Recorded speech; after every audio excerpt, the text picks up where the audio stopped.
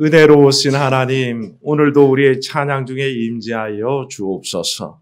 무엇보다 찬양을 통하여 주는 위대하심을 고백할 때마다, 그 위대하신 주님 찬양하는 마음이 가득할 때마다 주님께서 우리 가운데 베푸신 은혜가 풍성함도 알게 하여 주시옵시고, 그래야 우리의 찬양이 하늘에 올라가고 주의 은혜가 우리 가운데 땅으로 내려오는 역사가 오늘도 이루어지게 하여 주시옵소서. 주께서 귀한 찬양 받으시고 같은 마음으로 찬양하는 모든 성도들의 마음에도 은혜를 베풀어 주시옵소서. 주의 말씀 나누기를 원합니다. 주님께서 함께 하시고 우리 마음이 눈을 들어 주를 바라보도록 인도하여 주옵소서. 주 예수님 이름으로 기도하옵나이다. 아멘. 오늘도 우리 성부, 성자, 성령 하나님의 은혜가 함께하기를 축원합니다. 예전에 LG전자가 디지털 LG를 선전하면서 꽤 오래된 일이죠. 이런 CF를 내보냈습니다. 아내 대신에 장을 보는 남편이 생선을 고르다가 전화로 통화합니다. 여보, 이 생선 어때? 라고 화면에 비춰준 걸 보고 아내가 그거보다는 그 옆에 게 더 신선해 라고 하면서 그 바로 즉석에서 이제 생선을 고른단 말이죠. 장사하던 생선 아주머니가 할머니가 너무 신기하니까 그게 뭐요? 라고 물어봅니다. 그랬더니 이 남편이 대답합니다. 디지털 세상 아닙니까? 이랬더니 이 할머니 말이 뭐? 돼지털? 그렇게 했던 그 CF가 있습니다. 아마 기억나실 겁니다. 할머니가 살아온 세월 속에 돼지털은 익숙하지만 디지털은 익숙하지 않기 때문이겠죠. 항상 연세 든 분들에겐 그런 어려움이 있긴 합니다. 워낙 세상이 바쁘게 바뀌다 보니까 내가 미처 적응하지 못한 세상이 펼쳐질 때가 있지요. 저도 총회 사역할 동안에 은퇴 목사님들 대상으로 아래 한글하고 컴퓨터 기초반을 가르쳐 드린 적이 있습니다. 은퇴하셨으니까 80세, 70세, 80세 이렇게 된 분들이었는데 그러니까 컴퓨터가 너무 생소한 거죠. 집에서 손잡고 잘못 켰다가 고장내면 할아버지 그걸 왜 손을 대가지고 막 꾸지람 야단을 맞는답니다. 그래서 손자 모르게 컴퓨터를 켤 때 실수라도 하지 않게 좀 가르쳐 주세요. 그래서 컴퓨터 교실을 했었습니다. 그래서 기초반부터 시작해서 컴퓨터 끄고 켜는 거 이메일을 열어서 편지 보내는 거, 받는 거, 아래 한글 열어서 워드 작성하는 거, 이런 거 아주 기초적인 것만 가르쳐 드렸는데, 어느 날 과정이 저장하기였습니다. 저장하기 하면서 하드에 저장하고, 플로피 디스크에 저장하고, 이런 걸 가르치는데, 그러니까 목사님들 다음 주에는 꼭 디스켓을 하나씩 가져오세요. 제가 그랬어요. 그때는 지금은 안 씁니다. 플로피 디스크라는 걸 아예 쓰지를 않는데 그때는 왜 이렇게 사각형으로 혹은 큰 거 작은 거 디스켓이 있었지 않습니까? 그 디스켓 하나 가져오세요. 그랬더니 그건 정말 그 다음 주에 연세 많으신 목사님이 다이제스티브 비스켓을 다 갖고 오셨다고 자랑스럽게 나는 갖고 왔다고. 그러니까 제가 그때 깨달았습니다. 목사님들께는 한계가 있으시구나. 연세가 높으면 한계가 있구나. 이게 디스켓이란 말이 이해가 안 돼서 비스켓을 사오시는구나 하는 생각을 하게 됐습니다. 그 연세 때문에 그럴까요? 물론 연세 든 분들이 변화하는 세상에 적응 못하는 것도 마찬가지지만 오늘날에도 자기 세계와 전혀 다른 세계가 있을 때 우리는 이해를 못하는 경우가 참 많습니다. 이번에 아이들 동계 수련회를 가서 봤는데요. 저는 이렇게 주최 측이다 보니까 특별히 하는 일 없이 왔다 갔다 해야 되는데 그래도 아이들이 뒤에 프로그램 하면 뭐하나 싶어가서 보면 어떤 아이들은요. 교회에서 열심히 신앙생활하고 그 은혜의 자리에 나와서 손 들고 찬양하면서 막 은혜 받는 아이들이 있습니다. 그런데 맨 뒤에는요. 어쩌다가 교회 전도받아서 이번에 한번 수련회 가보자 하고 끌려 나온 그런 아이들이 있었습니다. 그 아이들은요, 시종일관 뒤에서 한 10대 명이 엎어져서 자고 있습니다.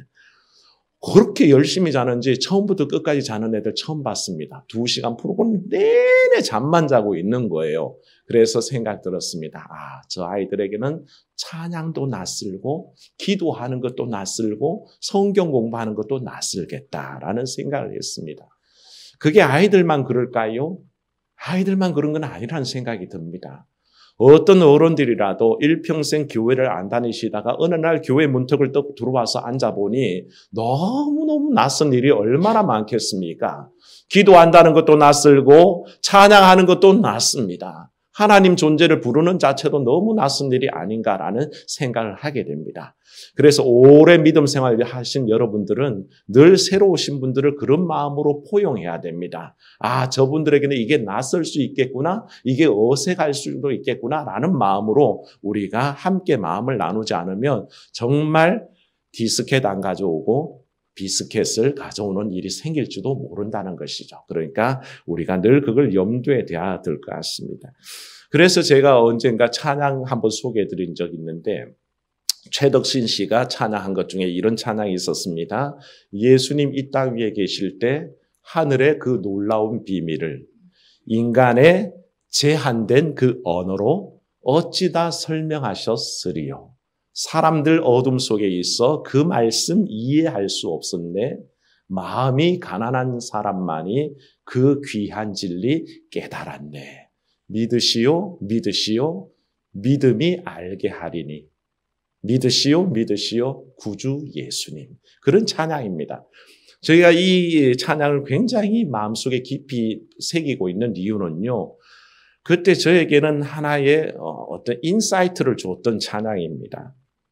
왜 그게 공감이 됐냐면요. 우린 사실 이 땅을 살아가는 사람들, 목사나 여러분들이나 똑같이 천국을 가본 사람은 아무도 없습니다. 천국에 대해서 예수님께서 가르쳐 주셨습니다만 그건 하늘의 언어였습니다. 예수께서 게다가 비유로 말씀하셨습니다.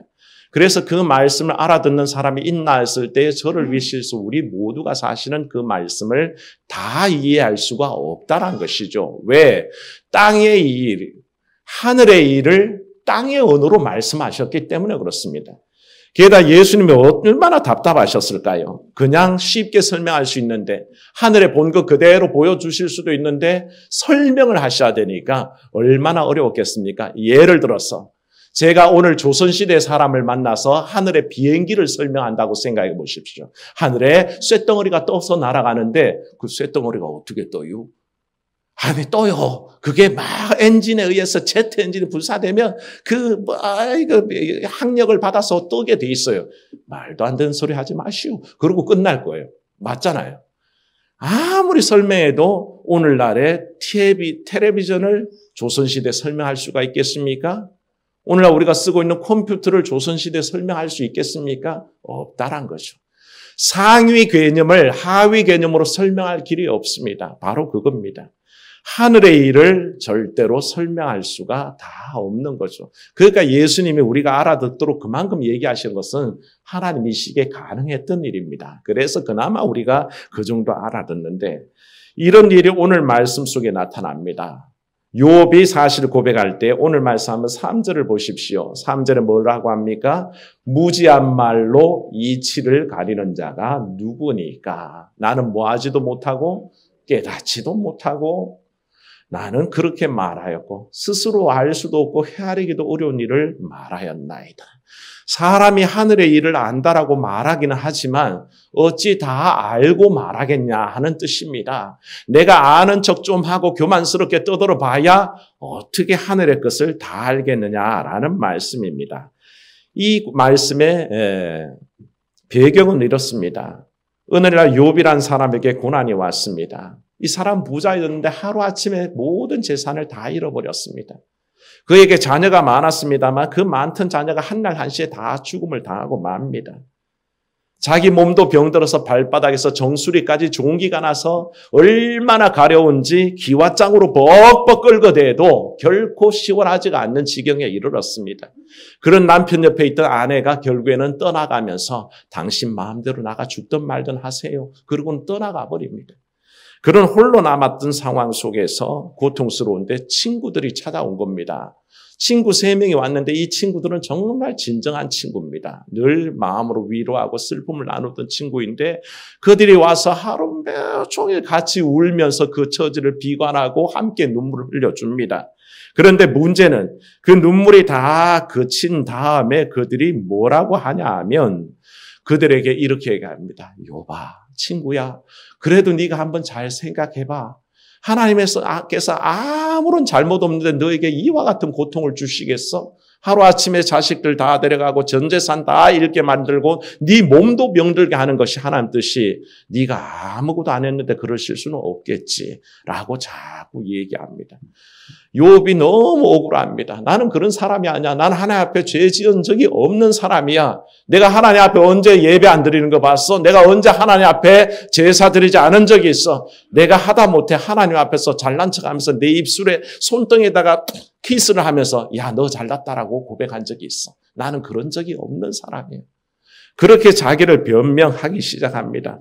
친구들은 욥을 공경할 때 인과응보입니다. 네가 죄 지은 게 있으니까 그 결과로 그렇다고 얘기하고 욥은 자기를 변호할 때 나는 절대 그렇지 않다. 나는 의로운 사람이었다. 그런데 무고하게 이와 같은 죄를 당한다라고 그렇게 스스로 방어를 하고 있었습니다. 그런데 하나님께서 이런 모든 인생들의 논의를 일순간에 종식시키면서 하시는 말씀이 무지한 말로 생각을 어둡게 하는 자가 누구냐라고 사실은 질문하고 계십니다. 도대체 인간이 뭘 알아서 하나님 앞에서 내가 의롭다 얘기하며 인간이 도대체 뭐가 잘나서 하나님보다 더 잘났다라고 얘기하느냐 그렇게 하나님께서 질문을 하시는 거죠. 하나님께서요. 폭풍처럼 욥과 친구들에게 질문을 던지십니다. 그 얘기가 38장부터 쭉 기록이 되어 있는데 그 내용들이 이렇습니다. 하나님께서 막 물어보시는 그 폭풍 같은 질문 속에 바다가 터져나올 때 문으로 그것을 막은 사람이 누구냐? 네가 너의 날에 아침을 명한 적이 있냐? 새벽에 그 자리를 명한 적이 있냐? 누가 홍수를 위해서 물길을 터주었느냐? 누가 사람 없는 땅에 사람 없는 광야에 비를 내리며 비에게 아비가 있느냐? 이슬 방울은 누가 낳았느냐? 별자리는 누가 정했으며 운행은 누가 시키느냐? 수 없는 말들을 하나님께서 물어보시는데 욥과 친구들이 한마디도 대답 못합니다. 우주의 창조와 그 운행의 질서 속에 네가 있어 봤느냐 물을 때 어느 인생에 대답할 수 있겠습니까? 우주 모든 만물과 지구상의 모든 동식물을 운행하시는 그 원리 중에 네가 한 일이 뭐 있냐라고 물을 때 우리가 뭐라고 대답하겠습니까? 우리가 뭘 할 수 있습니까? 생명이 탄생하고 죽어가는 그 모든 비밀 속에 우리가 알고 있는 게 뭐가 있습니까? 하나님께서 통렬하게 인생들에게 그걸 물어보셨습니다. 욥아 친구들아 너희가 이거 아느냐? 너희가 이거 그때 어디 있었냐? 너희가 그거 할 수 있느냐라고 물었을 때에 욥이 한마디도 대답할 수 없습니다. 할 수 없다는 것을 깨달았습니다. 자기는 전적으로 무지하며 전적으로 무능하다는 것을 깨달았습니다. 사랑하는 여러분, 우리 인생의 존재가 뭘까요? 사실은 우리가 할 수 있는 일은 너무나 적습니다. 그 적은 일을 가지고 마치 다 하는 양, 다 할 수 있는 양 교만을 떨 이유가 없다는 것입니다. 이 질문 앞에 욥이 거꾸로집니다. 하나님, 가만히 생각해 봤더니 무지한 말로 이치를 거스르는 자가 저였습니다. 하늘의 것을 알지도 못하고 떠들어댄 사람이 저입니다. 마치 제가 모든 것을 아는 양 지금까지 얘기해 왔습니다. 라고 욥이 고백하는 것이죠. 그래서 욥이 얘기합니다. 하나님이란 분은 어떤 분이시냐? 2절 말씀 한번 읽어봅시다. 시작. 주께서는 못하실 일이 없사오며 무슨 계획이든지 못 이루실 것이 없는 줄 아오니. 아멘. 욥이 하나님을 발견합니다. 하나님은 전지전능하십니다. 하나님이 마음먹으시면 다 하실 수 있습니다.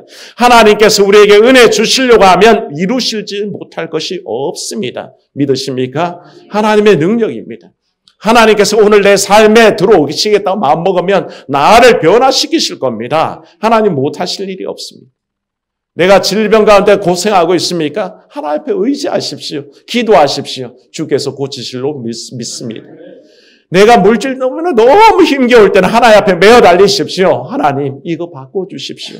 주께서는 가능한 줄로 믿습니다. 사람이 못한다고 하나님도 못한다고 믿는 것은 어리석습니다. 하나님의 능력이 바로 그러할진데 주께서는 못하실 일도 없고 주께서는 무슨 계획이든지 못 이루실 일이 없는 분입니다. 그런 하나님이 자기를 계시하신 겁니다. 이걸 욥이 깨달았습니다. 내가 무지하였다.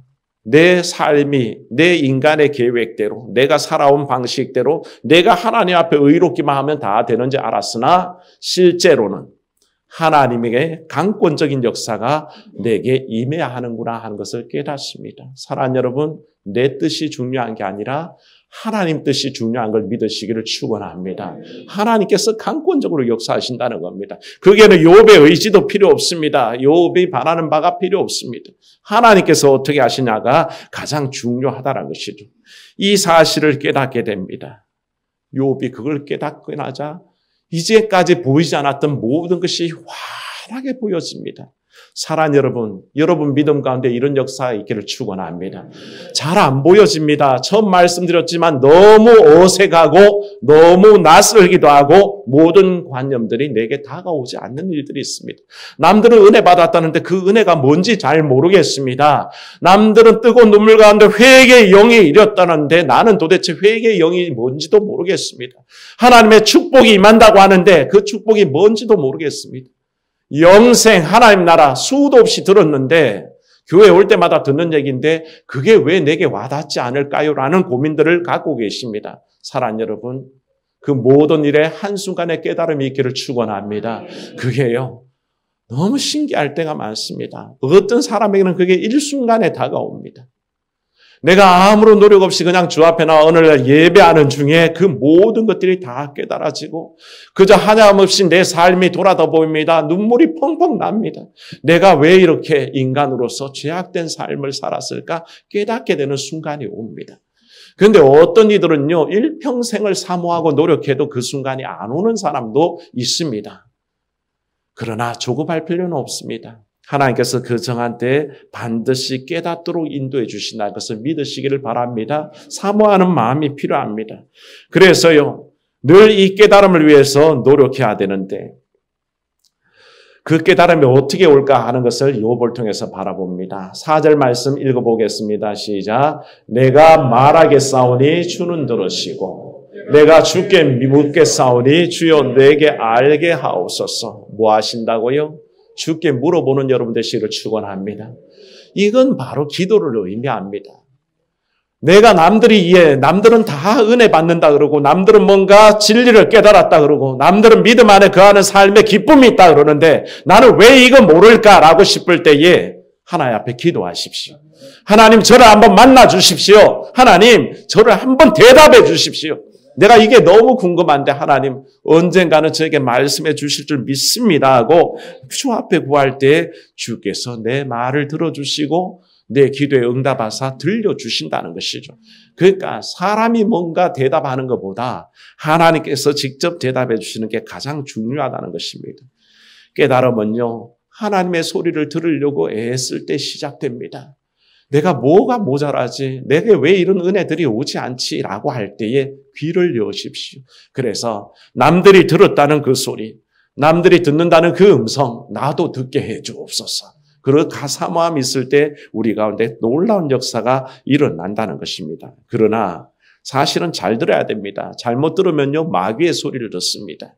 주위에서 잘 들어야 하나님의 소리를 듣게 되는데 바울은 이걸 가지고 우리에게 얘기할 때 로마서 10장 17절에 믿음은 들음에서 나며 들음은 그리스도의 말씀으로 말미암는다 하셨습니다. 믿음이 듣는 것에서 난다 그랬습니다. 그 듣는 것도 그리스도의 말씀으로부터 들어야 한다는 것입니다. 잘못 들으면 안 되고요. 또 제대로 듣고 그 말씀 안에서 믿음을 키워나가야 하는데 듣는 것으로 시작하여서 결국에 우리가 점점 진리 앞으로 나아갑니다. 주의 말씀 잘 듣다 보면 또 우리 여러 성도들의 말을 잘 듣다 보면 내가 하나님의 은혜 가운데 가까이 나아가는 길이 보여지기 시작합니다. 근데 그게 전부는 아닙니다. 아무리 들어도 한 번 보는 것보다 못합니다. 제가 작년 봄에 성지순례 갔었잖아요. 저는 처음 성지순례를 가봤고요. 성지순례를 가서 너무나 감격스러웠던 것은 전부 다 성경을 제가 글로 배웠잖아요. 성경을 글로 배웠습니다. 읽기만 했지 제가 언제 봤습니까? 그런데 가서 딱 보는 순간에 모든 성경 구절들이 살아나기 시작합니다. 지금은요, 예전에 읽었던 성경과 지금 신약 성경을 읽으면 느낌이 다릅니다. 왜? 다 가봤던 곳이거든요.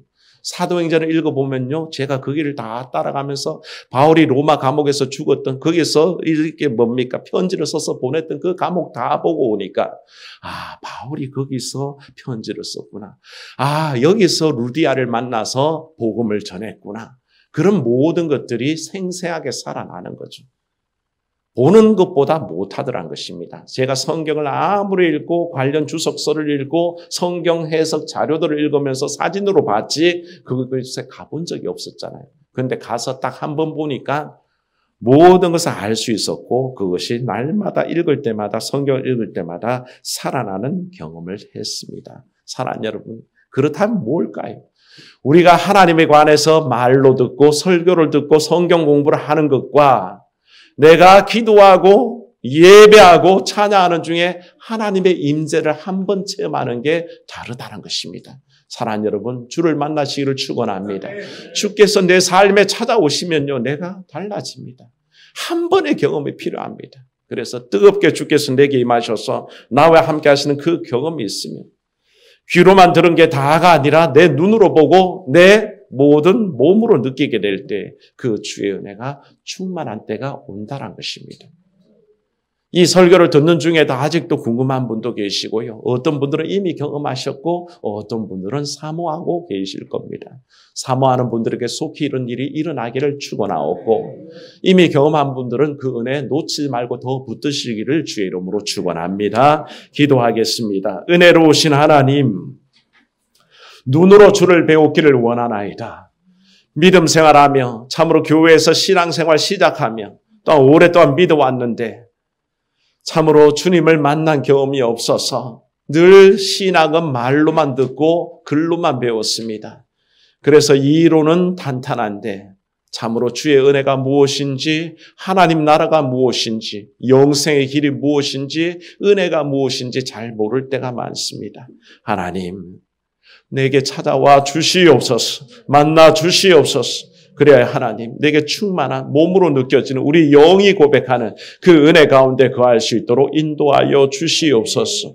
이 사모함으로 나아갈 때에 참으로 찬양 한 번 부를 때 은혜가 임하게 하여 주옵시고, 입을 열어 주께 기도할 때 주님 만나 주시옵시고, 성찬식 한 번 할 때 몸된 주님을 배우게 하여 주시옵시고, 한 번의 예배를 통해서 우리 주님과 동행하는 몸의 삶을 살아내도록 인도하여 주시옵소서. 주 예수님 이름으로 기도하옵나이다. 아멘.